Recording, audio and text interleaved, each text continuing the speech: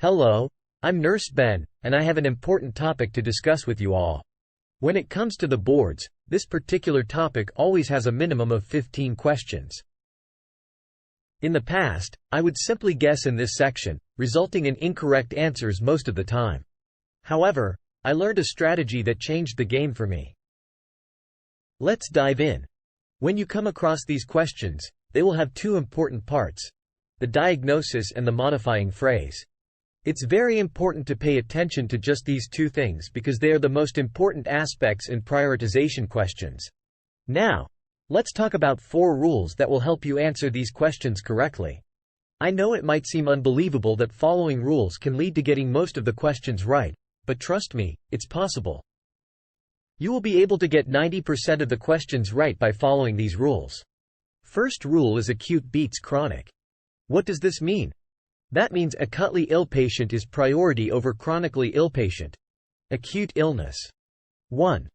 Acute illnesses are sudden and have a rapid onset. 2. They typically have a short duration, lasting for a few days to a few weeks. 3.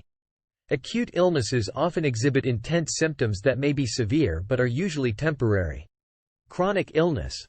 1. Chronic illnesses develop over an extended period and tend to persist for a prolonged duration, usually 3 months or more. 2. They are characterized by long-term and persistent symptoms that may fluctuate in intensity. 3. Chronic illnesses can result from a variety of causes, such as genetic factors, lifestyle choices, environmental factors, or ongoing health conditions.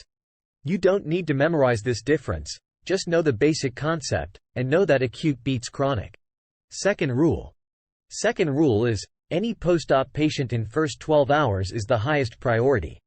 If you have 2 patients and the option says one patient is 18 hours post-op and the other option says 11 hours post-op patient, who you are going to see first? Always pick a patient who is first 12 hours post-op. Third rule. Unstable beats stable. Unstable patient is a priority over stable patient. Stable patient. 1. A stable patient is in a relatively balanced and satisfactory condition. 2.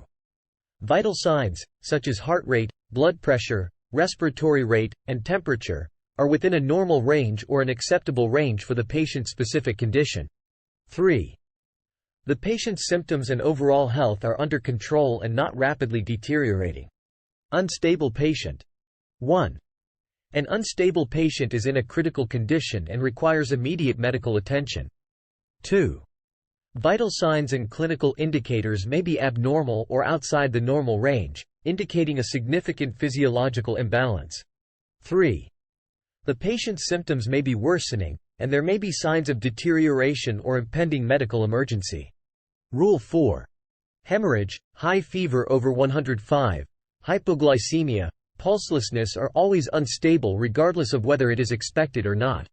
These are serious medical situations that require immediate medical attention and intervention to stabilize the patient's condition.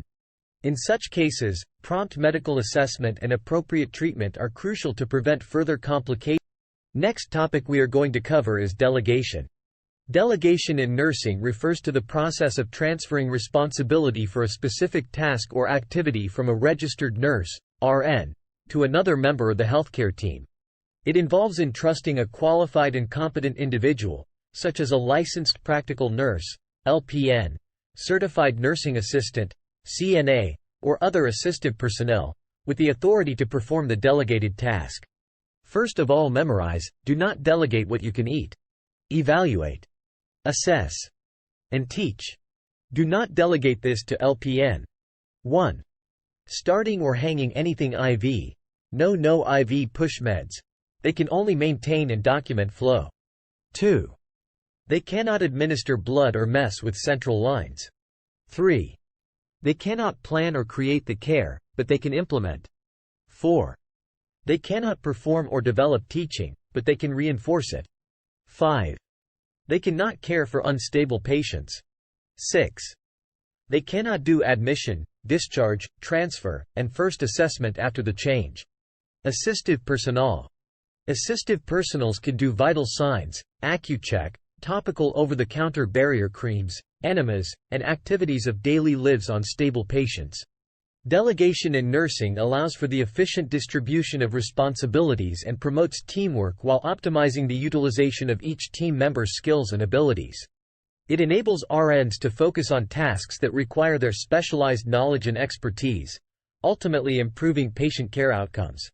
However, it's important to note that delegation must always be carried out within the legal and regulatory framework and with consideration for patient safety. In the world of nursing, prioritization and delegation are the keys to providing excellent care.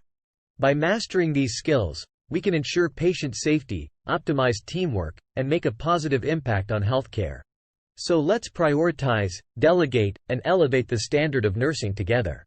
Stay tuned for more empowering content and remember, it's all about putting patients first. Thank you for watching.